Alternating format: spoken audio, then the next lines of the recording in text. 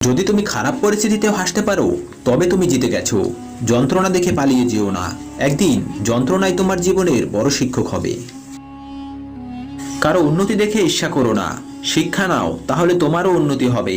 অন্যের বলা কটা শব্দের দ্বারা কখনো ভেঙে পড়ো না, নিজের কাজের দ্বারা শব্দগুলো বদলে দাও। তোমার চেষ্টা কেউ দেখবে না যদি না তুমি সফল হও, আর প্রতিটি সফলতার পেছনে এই চেষ্টাই রয়েছে।